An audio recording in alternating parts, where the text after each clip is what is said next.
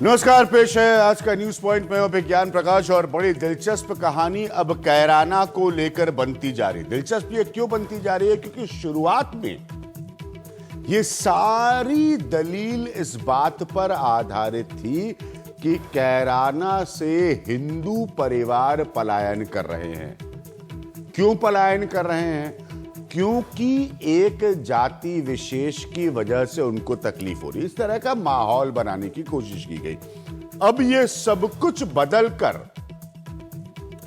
पलटकर ये हो रहा है कि वो परिवार इसलिए पलायन कर रहे हैं क्योंकि वहां पर क्रिमिनल एक्टिविटी, आपराधिक गतिविधियां बहुत ज्यादा है और उनकी वजह से उनको वहां से पलायन करने के लिए मजबूर होना पड़ा।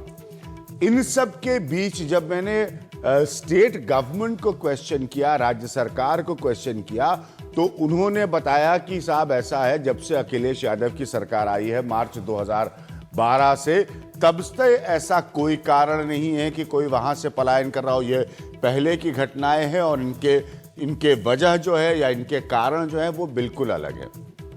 अब मेरा मूल प्रश्न बड़ा सीधा सा है कि कैराना की घटना को उठाने के पीछे सियासी मकसद जो है वो पोलराइजेशन की पॉलिटिक्स खेलने का है, ध्रुवीकरण की राजनीति खेलने का है उत्तर प्रदेश में। ये बिल्कुल साफ। अच्छा, ध्रुवीकरण की राजनीति मैं पहले भी कह चुका हूं कि उसको खेलने में उत्तर प्रदेश में कोई पीछे नहीं रहा है। समाजवादी पार्टी तो डेफिनेटली पीछे नहीं रही है और भारतीय जनता पार्टी भी डेफिनेटली पीछे नहीं रही है।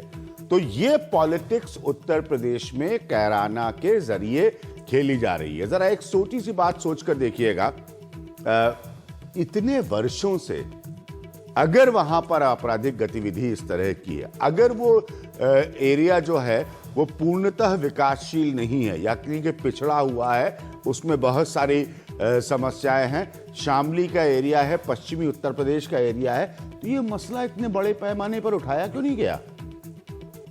ये हुकुम सिंह जी जो वहां पर इस वक्त सांसद हैं, ये अभी क्यों उठा रहे हैं? ये पहले से क्यों नहीं बता रहे थे? ये पहले से भारतीय जनता पार्टी की टीमें वहां विजिट क्यों नहीं कर रही थी? जरा सोचिए, ये बड़े बेसिक सवाल है, जरा सोचिए। और उसके बाद बड़ा सवाल समाजवादी पार्टी सरकार की लॉ एंड ऑर्डर फंक्शनिंग को लेकर। ये पहले दिन से समाजवादी पार्टी की सरकार जब से अखिलेश यादव की आई, अखिलेश यादव कैसे मुख्यमंत्री बने? अखिलेश यादव ऐसे मुख्यमंत्री बने कि उनको पिताजी ने कहा कि आप मुख्यमंत्री बन जाओ। ध्यान रखिएगा इसका। मुलायम सिंह यादव ने कहा कि बेटा अखिलेश यादव आप मुख्यमंत्री बन जाइए, तो अखिलेश यादव मुख्यमंत्री बन गए। उनको मुख्यमंत्री बनने के लिए उत्तर प्रदेश ने वोट नहीं डाला था। बड़ा फर्क होता है इस बात में, याद रखिएगा। और तब से लेकर अब तक अखिलेश यादव की सरकार पर लॉ एंड ऑर्डर का गंभीर सवाल बना हुआ है। अब तो जबकि उनको कुछ महीनों के बाद चुनाव की तैयारी में लगना होगा उत्तर प्रदेश में। तो ये दोनों परिस्थितियां, अब इन दोनों परिस्थिति को देखते हुए सबसे बढ़िया काम क्या है? ये पोलराइजेशन पॉलिटिक्स का फॉर्मूला क्या ये हो रहा है कैराना के मसले पर? सबसे पहले आप ये रिपोर्ट देखिए, फिर हम अपनी बातचीत पर आएंगे। कैराना पहुंची बीजेपी की जांच टीम को स्थानीय लोगों का गुस्सा झेलना पड़ा। उनका आरोप है कि ये टीम न सबसे मिल रही है, न पूरी सच्चाई बयां कर रही है। संसद वो हिंसा है, हमें भी अपनी बात रखने का हक है। हमारे से पूछा, हम भी पीड़ित हैं, हमारे से पूछा। पलायन की वजह क्या है? पलायन की वजह यह है कि यहाँ पे रोजगार नहीं है, यहाँ सुरक्षा नहीं है, यहाँ स्वास्थ्य व्यवस्था नहीं है। बुधवार को सांसदों और विधायकों सहित 9 लोगों की बीजेपी की टीम कैराना पहुंची। वो कैराना से आगे पानीपत जाकर उस परिवार से मिली जिसके 2 लोग 2014 में मारे गए थे।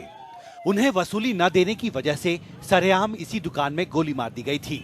ये दुकान अब भी 2 साल से बंद है। शिव कुमार और राजेंद्र कुमार की ये दुकान है।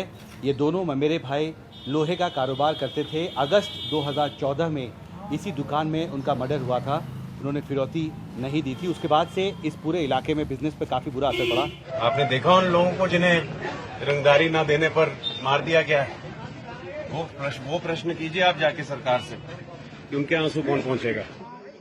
दिलचस्प ये है कि इस जांच टीम के सामने अचानक ऐसे लोग प्रकट हो गए जिन्होंने ये दावा किया कि उनसे वसूली ली गई है।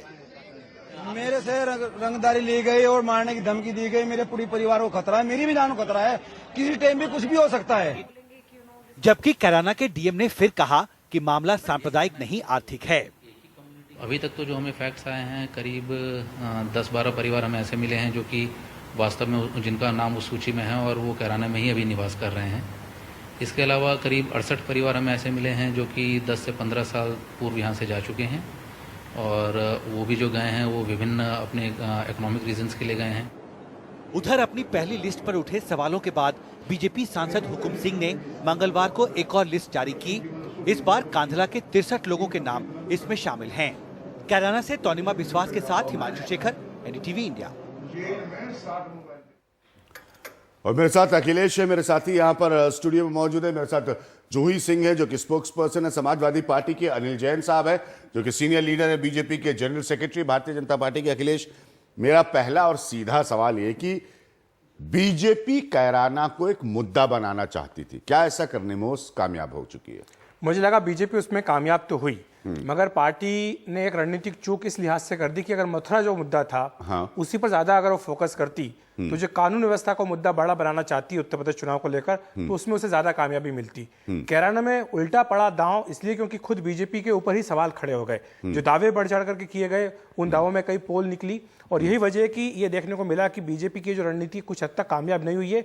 इसीलिए पार्टी ने यू टर्न लिया।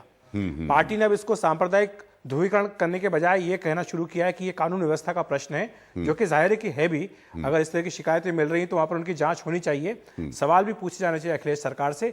मगर जिस तरह से शुरुआत में पार्टी ने एकदम टेम्परेचर हाई करने की कोशिश की, उसमें लगता है कि पार्टी को लेकिन कानून व्यवस्था का अगर मसला है तो बीजेपी के जो सांसद महोदय हैं हुकुम सिंह जी, जो पहले इसको हिंदू मुसलमान बनाने पर तुले हुए थे, बाद में अब वो कह रहे हैं कि इसका क्रिमिनल एंगल है, तो इनको अभी तक ये सब नहीं नजर आ रहा था? इनको यही मौका मिल रहा था उठाने के लिए?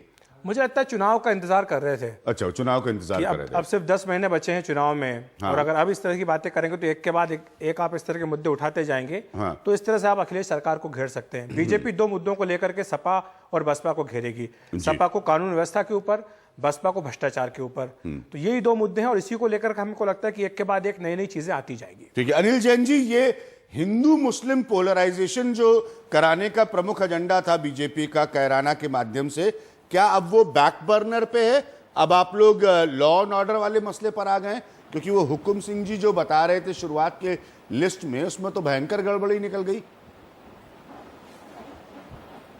मुझे लगता है विज्ञान जी आपसे सलाह करके बीजेपी ने एजेंडा बनाया है क्या? नहीं, मुझसे ऐसे सलाह करके नहीं बनाया है ना मैं किसी राजनीतिक दल को ऐसी कोई सलाह एजेंडा बना दिया। इच्छा रखता हूं।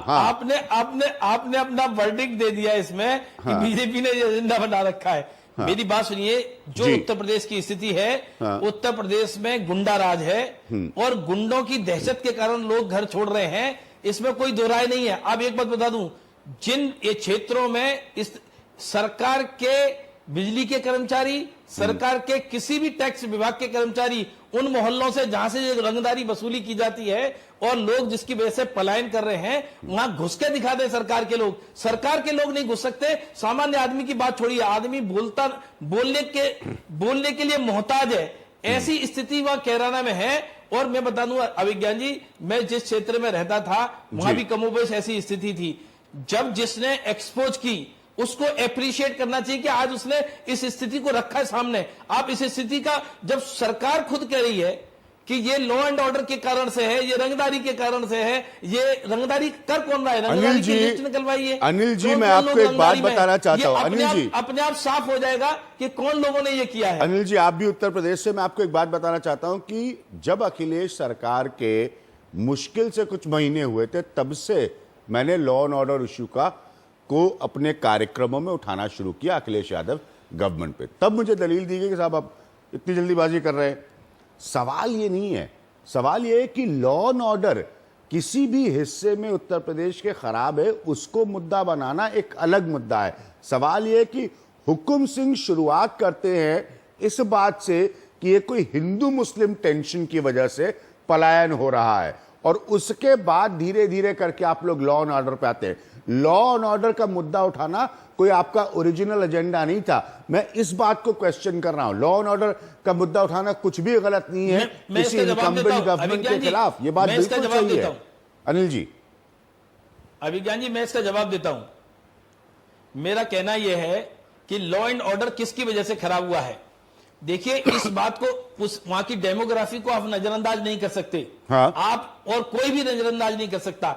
85% समुदाय विशेष के लोग हैं और उनकी रंगदारी चलती है। और एक मोहल्ले में एक अगर कत्ल हो जाता है भाई साहब, तो पूरा मोहल्ला थर्राता है और पूरे मोहल्ले के लोग एवेन्यूज ढूंढते हैं कि कहां जा पाए। हमने इस त्रासदी को खुद झेला है। मैं फिरोजाबाद का रहने वाला हूं, मेरे पड़ोस में भी इस तरह की घटनाएं हुई हैं। इसलिए मैं आपसे कह सकता हूं कि एक घटना से पूरा मोहल्ला थरथराता है। यहां घटनाओं पर घटना हो रही है। लोग, अभी आपके कैमरामैन ने दिखाया कि एक घर जहां 2 भाइयों को गोली मारी गई और उनको बंद पड़ा है। अब जिसके मोहल्ले में गोली मारकर आदमी, रंगदारी के कारण गोली मारी गई, और किसने गोली मारी और कौन रंगदारी कर रहा था, पूरी लिस्ट पढ़िए। ये कहीं ना कहीं जो आप संप्रदाय विशेष को बचाने की कहीं कोशिश होती है, इसको भी संप्रदाय विशेष को बचाने की कोशिश नहीं हो रही है, क्योंकि यहां पर अनिल जैन जी पॉइंट ये भी है, जो क्रिमिनल एलिमेंट्स है, जो गैंग्स होती है वेस्टर्न यूपी में जो ऑपरेट करती है, अनिल जी आप बेहतर जानते हैं, वो गैंग्स है वेस्टर्न यूपी की। वो गैंग्स जो है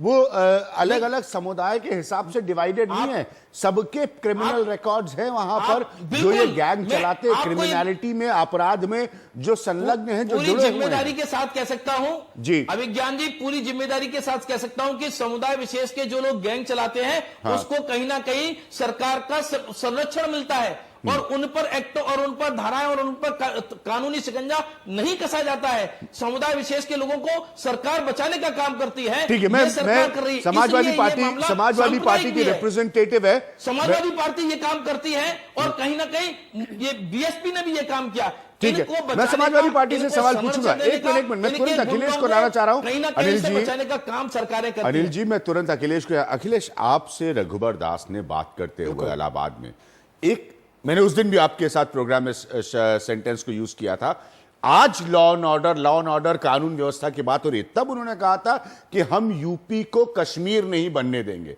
शुरुआत बीजेपी ने साफ साफ इस पोलराइजेशन एजेंडे से की। अब वो उनकी टीमें जा रही हैं, जिसमें सत्यपाल सिंह जो मुंबई के पुलिस कमिश्नर रह चुके हैं, उस तरह के लोग, अब वो सारा एंगल लॉ एंड ऑर्डर पे। या तो ये क्लैरिफाई करे बीजेपी, स्पष्ट करे कि ये मसला लॉ एंड ऑर्डर का नहीं है, समुदाय विशेष के लोग जो अपराध में संलग्न है, उनको जो स्टेट से प्रोटेक्शन मिलता है, ये मसला है। देखिए, बीजेपी अब सीधे सीधे कहने से तो बच रही है, हाँ। मगर घुमा फिरा के बात यही कहते हैं। जैसे आपने भी डॉक्टर जैन साहब को भी सुना, वो भी कह रहे हैं कि 85% लोग के समुदाय के जो रंगदारी वसूल करते हैं, हाँ। यानी वो भी यही आरोप लगा रहे हैं। हाँ। ये अपने आप में एक गंभीर बात इसलिए है, और गंभीर भी, और जिसकी मतलब हम कहें कि इस पर चिंता भी होनी चाहिए। मुद्दा है कानून व्यवस्था का, लेकिन पीछे से हम पोलराइजेशन घुसड़े करेंगे, ताकि उसमें आप ये कह सकें कि एक तरफ हम विकास की बात करेंगे, दूसरी तरफ हिंदुत्व की बात भी करेंगे। महत्वपूर्ण बात यह कि पश्चिमी उत्तर प्रदेश, जहां पर कि कुछ हमने देखा किस तरह से 2 साल पहले ही इतनी भयंकर सांप्रदायिक हिंसा हुई, वहां पर जख्मों पर मरहम लगाने की जरूरत है। वहां पर दोनों समुदायों के बीच में, दोनों धर्मों के लोगों के बीच में ब्रिज बनाने की जरूरत है। वहां पे उनको दूर करने की कोशिश नहीं होनी चाहिए, वो भी तब जबकि आप चुनाव बिल्कुल सिर पर खड़े हैं।